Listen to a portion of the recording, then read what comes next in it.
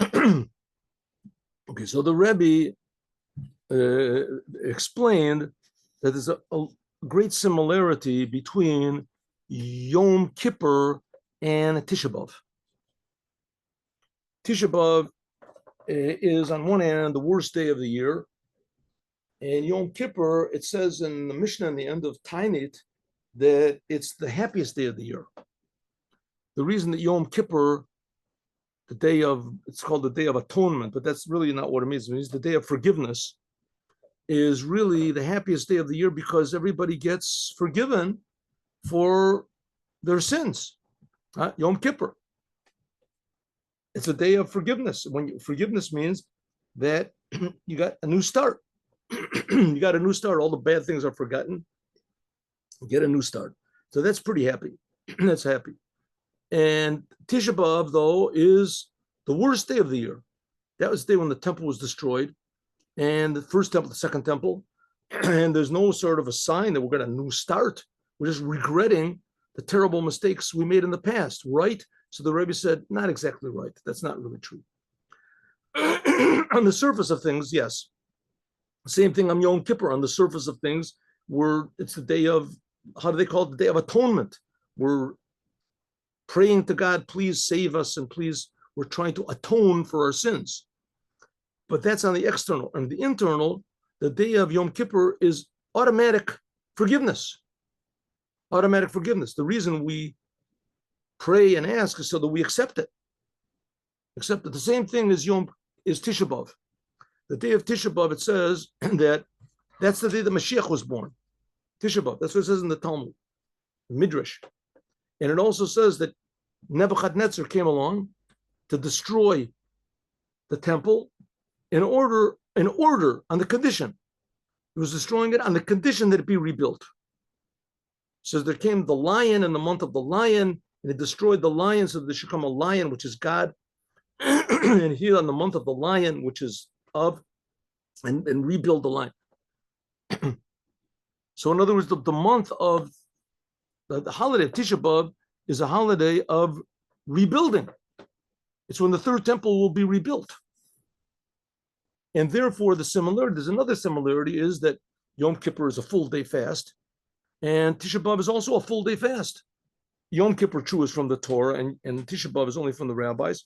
But the rabbis have the power, they're commanded by the Torah to make laws. So the laws of the rabbis are really just an aspect of the Torah.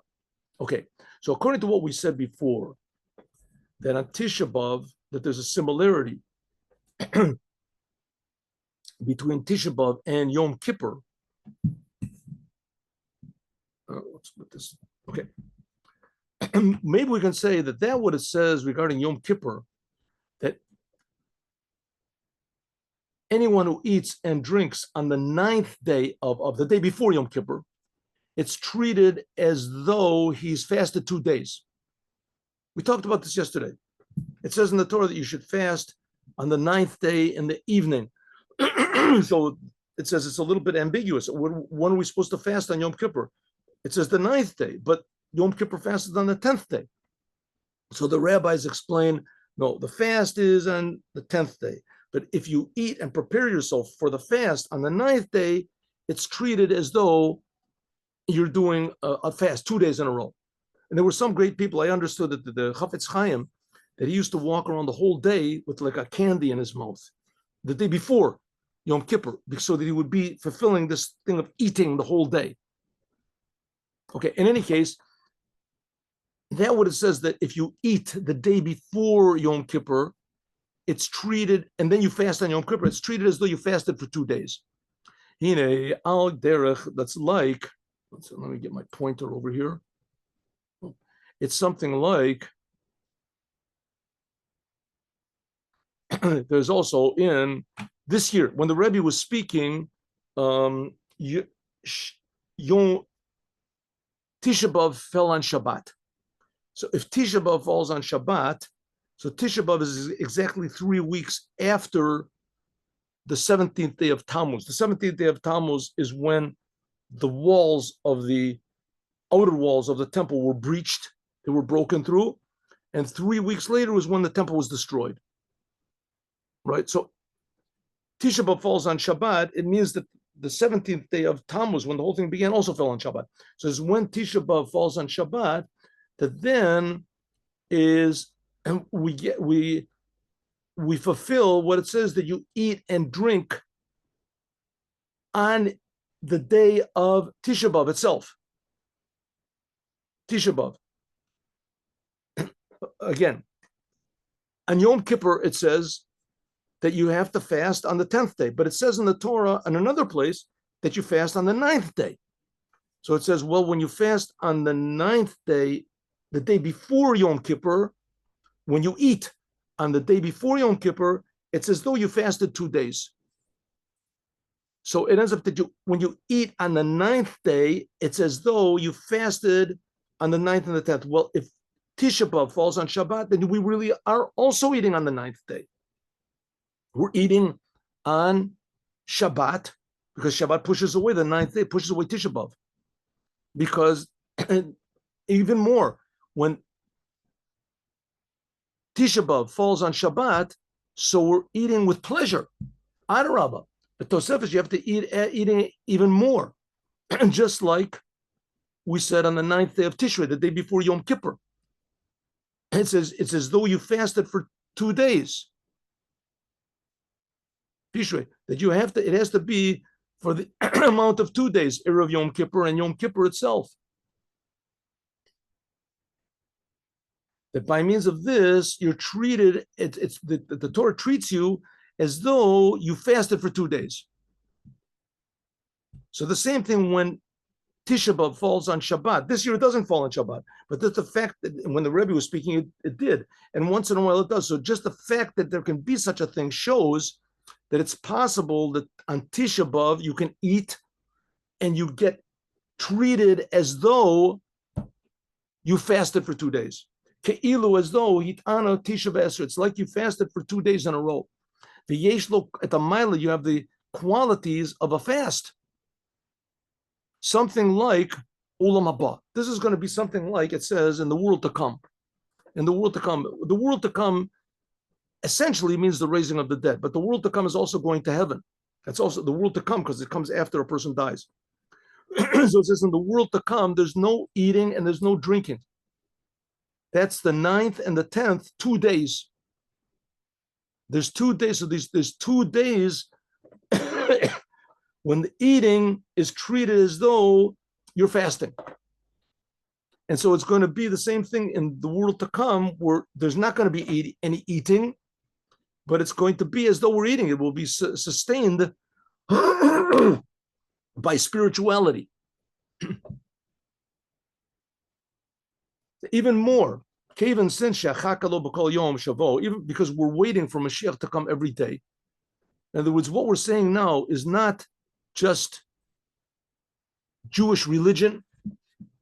We're waiting for Moshiach to come every moment. Kolel, even shekol yom b'chol yom, he should come any day. This day now, says the Rebbe. Shabbat Tisha B'Av, Tavshin Nun Aleph. That when the Rebbe was speaking, as then the fast will be pushed away totally. Mashiach will come. There won't be any fast. Tisha B'Av will be a holiday, a big holiday. In fact, all the fast days will transform to be bigger holidays than any holidays we have today. It says maybe with the exception of Purim, it says. So it's moving, it's understood that this quality of the Torah that's made by means of what it says, that by means of eating and drinking on the 9th day, namely our service of Hashem that we do on the Tisha B'Av that falls on Shabbat, eating and drinking, it's not expressed, excuse me, in suffering, but rather in eating. In other words, we have the quality of serving God through a fast, which is very difficult, but we're doing it in a happy way. We're eating. That's what's going to be the eating in the 10th day of Av. The 10th day of Av. In eating and drinking will be in a tremendously high level when Mashiach comes. Excuse me. and the raising of the dead, it says then everything is going to be on a much higher level. And especially that simply it's going to be attached with the inauguration of the third temple, which the third temple is already ready.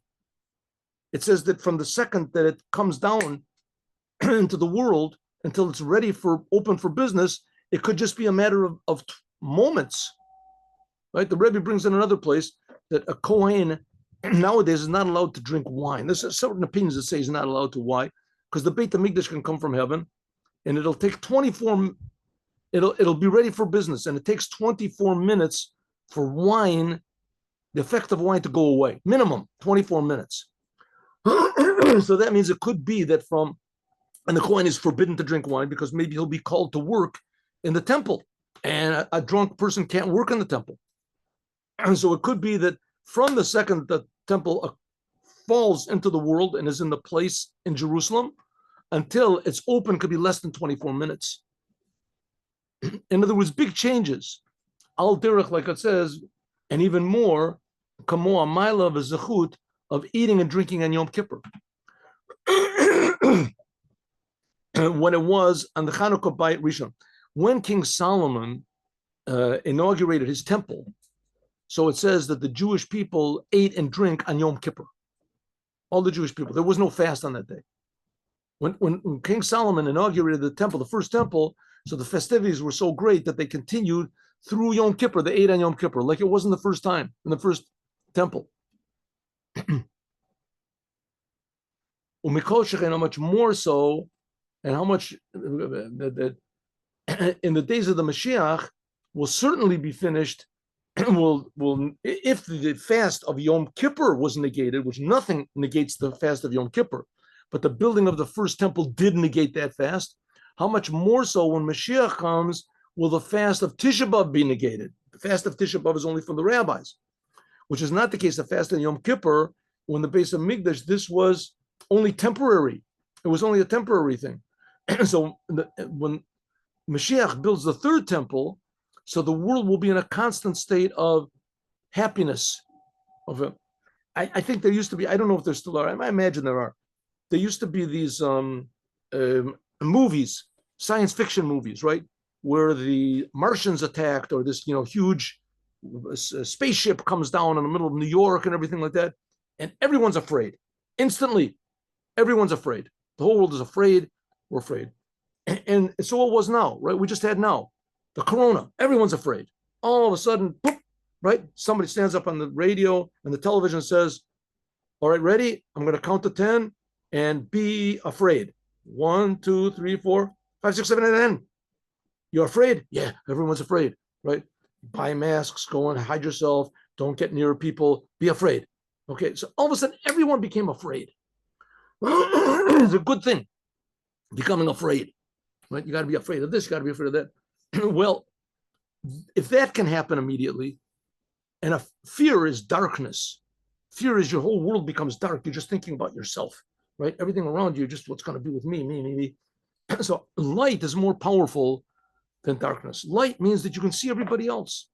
You can see what a wonderful, amazing, happy world that we're living, how beautiful human beings are, what a big miracle is that we're alive, that other people are alive. We'll be able to see. Well, if darkness can cause everyone fear in one instant, right? The Martians are coming. I got to be afraid. How much more so something good? And that's what's going to happen. The third temple will come.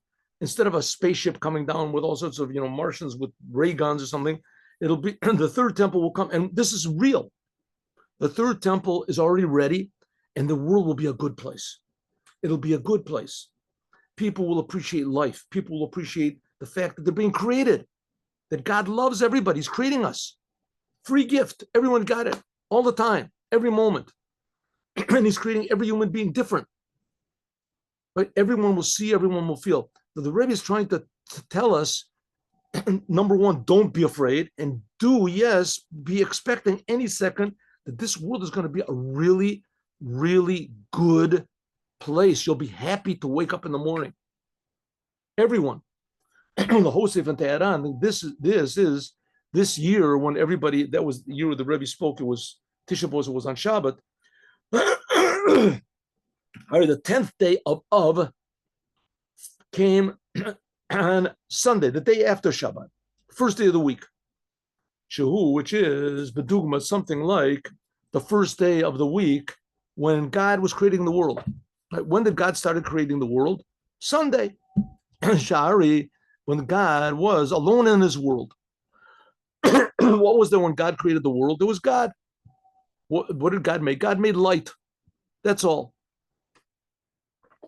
That's if Moshiach comes in immediately, then the Machrat, the day after the first day, which will be the 10th day, like in our case, what's the day after the 9th day above, will be, again, when the Rebbe was speaking, it was Shabbat.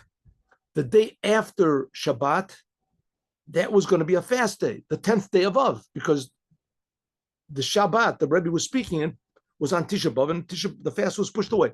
So it'll be on the first day of the week. Right? The Rebbe was speaking on Shabbat. The day afterwards is the 10th day of Av. That's the first day of the week.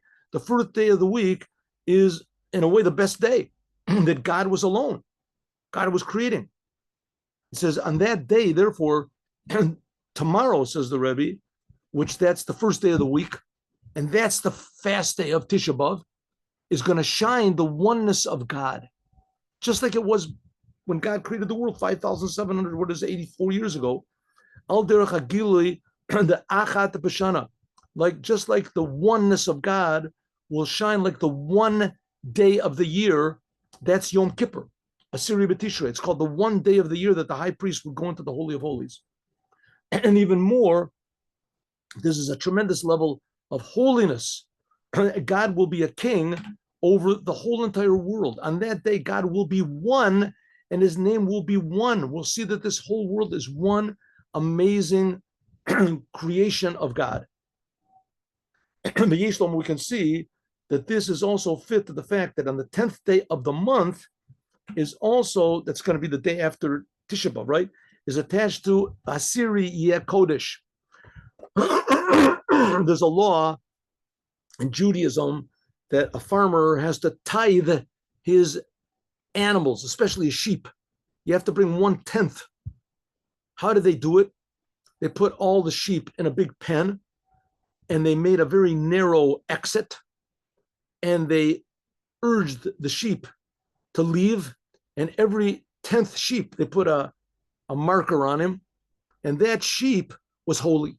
That sheep they would bring they would give to the Kohen, whatever. Kodesh is a milah b'gramai. Holiness is a special thing on its own. So that's the 10th day of the month of Av, and that's the day after the Rebbe was speaking. Tisha B'Av was pushed off. That hints at the 10th day of Tishrei, Yom Kippur, which we said before the similarities. And they said the number 10 is holy. 10 is a thing in its own. So the Rebbe is trying to stress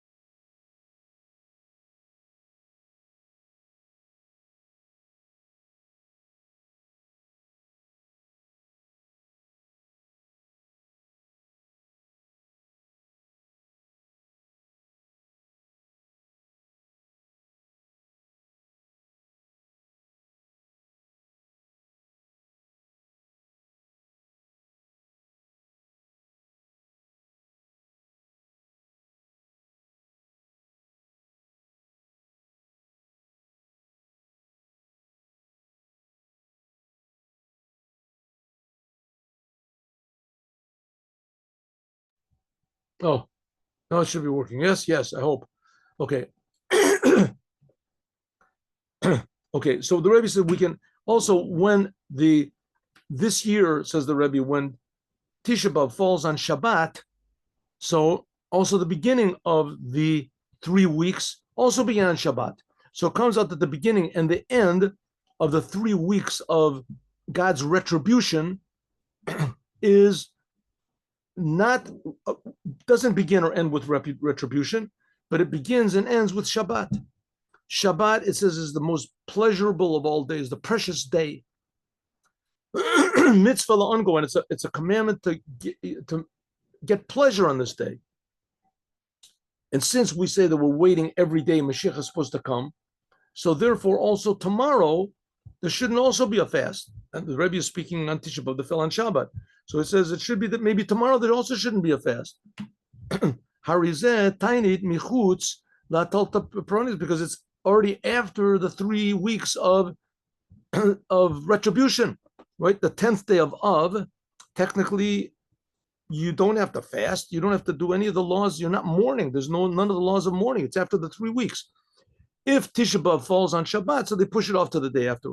Says the Rebbe, because the Tisha B'Av fell on Shabbat, so therefore it should be that there shouldn't be any suffering at all. It shouldn't be pushed off also. There shouldn't be fast on the day afterwards. Fasted. Yeshlom, we should say, Shazem Megaleh, this also shows what's the true inner meaning of the 3 weeks of retribution, Peronios. Kafi, as they are in corresponding to what's the 3 aspects of consciousness, intelligence, Chachma, Bin, and Dat. In the time of exile, these 3 things are gone away. Like we just finished learning in Likkutei Torah. We have no conception of what God is. We have no understanding what God is. We have no connection to God. No Chachma, no Bina, V'das. That's exile. Just like it will be revealed in the future redemption, those things will be revealed again. But this completion will be when we conquer the entire land of Israel. Now, the entire land of Israel that God promised to Abraham is, first of all, let's start off this way. The land of Israel was given to the Jewish people to be conquered. We have to conquer it. Conquer it. It wasn't just given to us and that's it. No one can come in. Anyone who comes in just, gets paralyzed or something. It doesn't work that way. God gave the land of Israel to the non-Jews. And he told us that we have to go in and conquer it. That's the way it goes. That's the way life is. And so up to now, Joshua came in and he conquered 7 nations. But God promised to Abraham 10 nations. So it says in the future, the 3 nations that we have not yet conquered, we will conquer. But it's not necessarily going to be in a way of that we're going to have to fight. It can be a way of that these nations will willfully say, you be the boss. We don't want to be the boss. This will be in addition to the 7 lands. This corresponds to the 7 emotions. I mean, it's not so hard to believe, really. If you ask, just take an example, there's like 2 million Arabs living in Israel. If you ask them, would you rather be ruled by Arabs or by Jews? They'll say, just leave me alone. Don't ask me any questions. I don't want to answer the question, right? Go ask the people that live in Gaza. Who would they want to rule over them? They'll say, who do I want to live with? Looking over the right shoulder, the left shoulder. Well, Hamas, of course. What's the question, right? If they say anything different, they get killed. They get killed. The Arabs, if we would open up the borders, Israel would be packed just like in America, right? They open up the borders, it's packed with all these people coming in. Everyone wants to live in America until it gets filled with, the same thing in Israel. Everyone wants to move to Israel. Everyone wants. So in the future, it's not hard to believe that the 3 nations that God promised to Abraham that we did not yet conquer, that they will willfully say, do me a favor, take us over, be our leader. But that's only if the Jews act the way Jews are supposed to act. Jews, if they act the way that the representatives of the creator of the universe, and the creator of the universe, he's good. He's creating everybody. He wants us only good for his creations. Well, it says then, as soon as the Jews get themselves together and we refine our what's called 7 emotions, that then God will give us these other three lands, the Keni and the Kenizi and the Kadmoni, which corresponds to Ammon, Moab, and Edom. Edom. Edom is the church, by the way. Keneged Gimel Mochin, this corresponds to three intellect, Chachma, Bin, and Das. And even more, these will be Naaseh La'achrei Hahelem Harizeh Beyeter Seit. The intellect will be even higher. Our mind will be different mind. We'll have a different awareness of what God is, like the better light that comes from darkness. So Yesh L'Kasher, in other words, just like people now understand money and they are interested in politics and they're interested in all these lewd things that are on the internet, who just jumps us to see, and violence, things, people won't be interested in that garbage anymore. People will be interested in God. People will be interested in good, in life, in true love, in value, in family, in society. Yesh L'Kasher is we can also attach this to what it says in this week's Torah portion of Pinchas, Mates, Maseh, and Devorim. These three Torah portions that we read are always in the 3 weeks of retribution, the 3 weeks between the 17th of Tammuz and the 9th of Pinchas, Matos, Maseh, and Devorim. Hatzad Shabbat, what's common between these three is that all three of them are talking about the dividing of the land up, dividing of Israel. And Parshas Pinchas says these are the ones who you divide up the land of Israel. And the land of Israel is supposed to be divided by lots, Ach Begoral. In Matos Maseh that we read last week, it's talking about Bnei Gad and Bnei Ruvain, that they said, we want a portion of, on the other side of the Jordan, the portion that's going to be from the three lands that Moshiach is going to give. That's Me'ever Yarden. In Maseh, it's talking about this is the land which you will get, talking about dividing the land of Israel, which are going to, and so all three Torah portions, Pinchas is talking about dividing the land of Canaan up among the Jews, Matot and among the Jews. Isn't this aggravating? 1 minute. Oh. Among the Jews. And in this week's Torah portion, Dvorim, it begins, Panu usul lechem ubol harai amori. God said to Moses, I'm going to show you the whole land of Israel. I'm going to show you the land of Canaan and the Lebanon, at Har Gadol, Har Paras. He's showing them what the Jews are going to get in the future. I'm giving in front of you the land, conquer the land of Israel that I promised to your forefathers, etc. And in the end of this week's Torah portion, it talks about conquering the land of Sichon and Og and given to Bnei Gad and Bnei Ruvain, etc.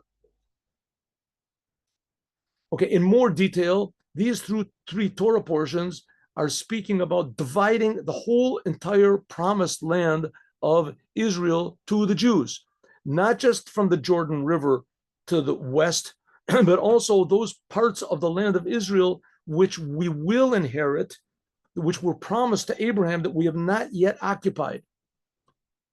This is the beginning of the conquering of the land of the three nations, Keni and the Kenizi and the Kadmoni. That's like today where Jordan is, and there's a lot of, Iran is there, and Iraq. This Edom, Moab, and Ammon. Edom, Moab, Ammon. She'atidim, that it's going to be, this is what we're going to inherit in the future. We can say that this is hinted at the three aspects of intellect that together with the 7 emotions, that's what we've already conquered as the 7 lands.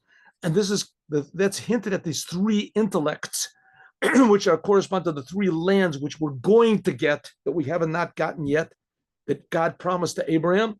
This corresponds to the 3 weeks that we've just done, the 3 weeks of retribution, and the 3 Torah portions that we read in them, which all talk about dividing the land up, the whole entire land of Israel, which belongs to us. So in the service of man, this hints at the service of make here the land of Israel.